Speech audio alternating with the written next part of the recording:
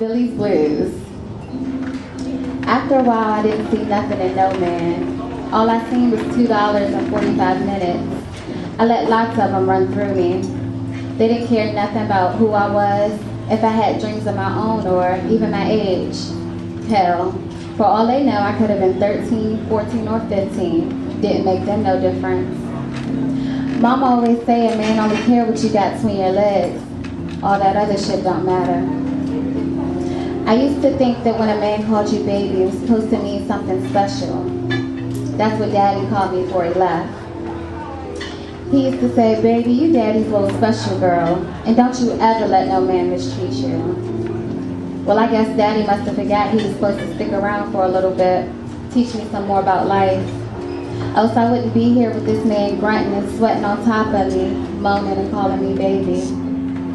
It wasn't until now that I learned that baby wasn't nothing but a word, nothing special at all, and just something all the men would say to make me feel loved while I was making them feel good. Their love juice, as Mama would put it, would spray out of them like venom, and they wouldn't pay no mind to it. Wouldn't even try to help clean me up. They would just say, thanks for the good time, baby, and throw their little $2 on me. I was always left with sweat-stained sheets sticking to my thighs and a little extra change to throw into my change jar. But I needed something more than the money and the men.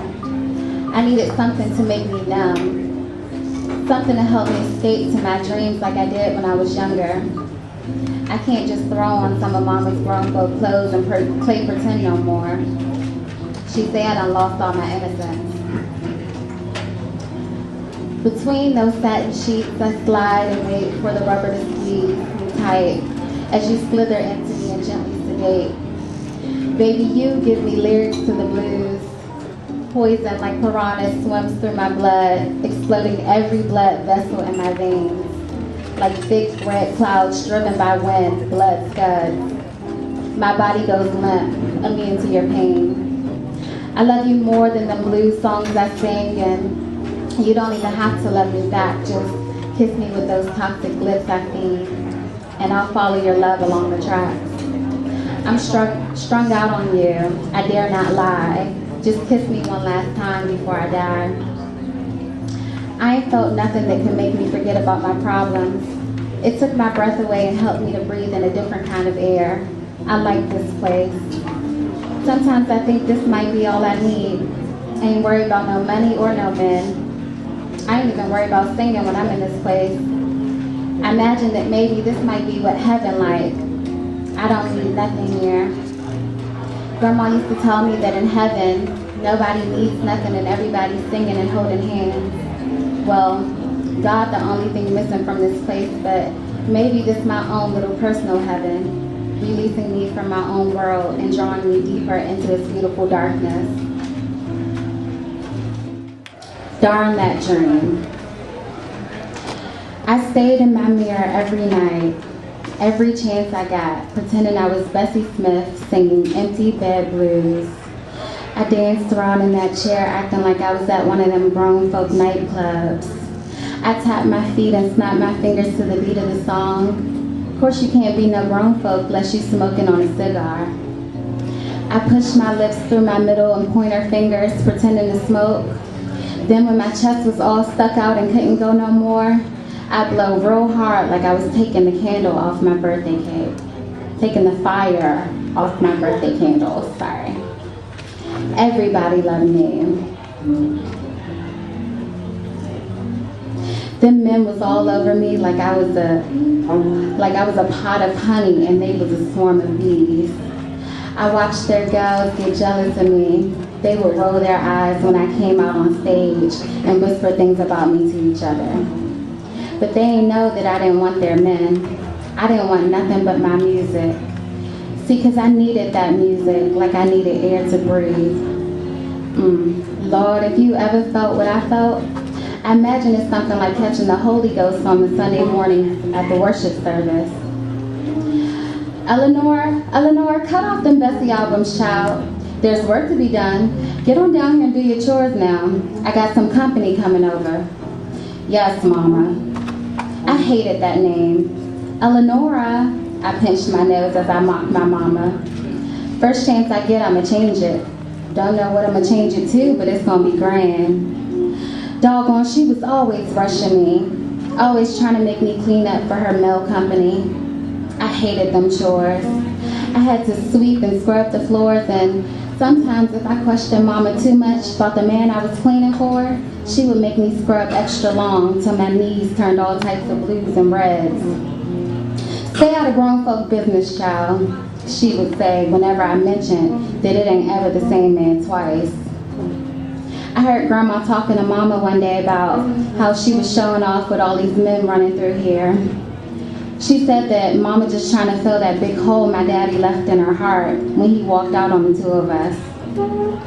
They say he went to chase his music, and I can't say I blame him for having a dream.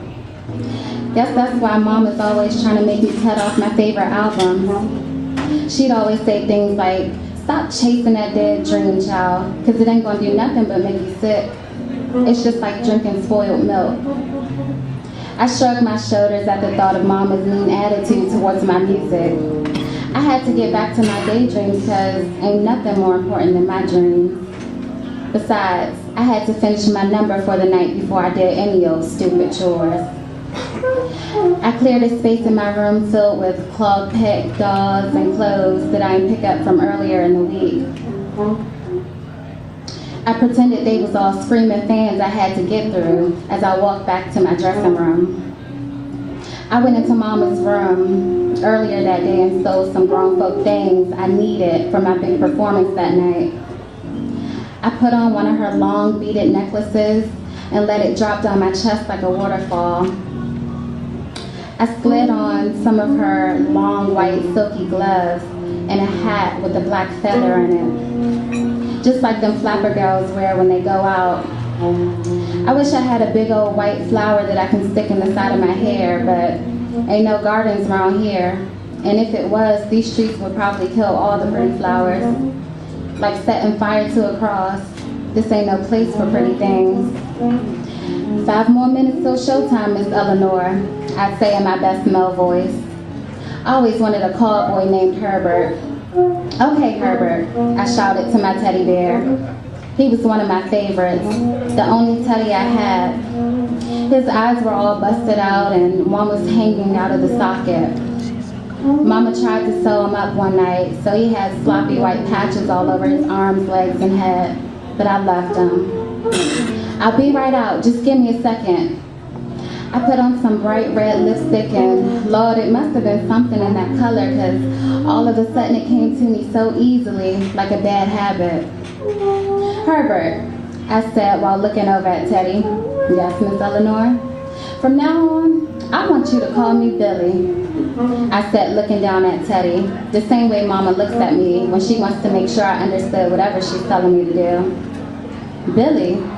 Why, Miss Eleanor, that's not a very womanly name now." I shook my head at Teddy like he was just so naive. He ain't never listened to anything I had to say no ways. "Well, of course it is, Herbert. Ain't you ever heard of Billy Dove, the famous actress?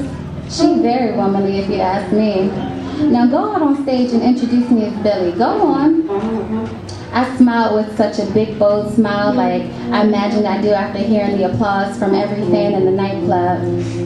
And just as Herbert went out to bring me on stage, Mama's angry voice snapped me out of my daydream like a slap right across the back of my head.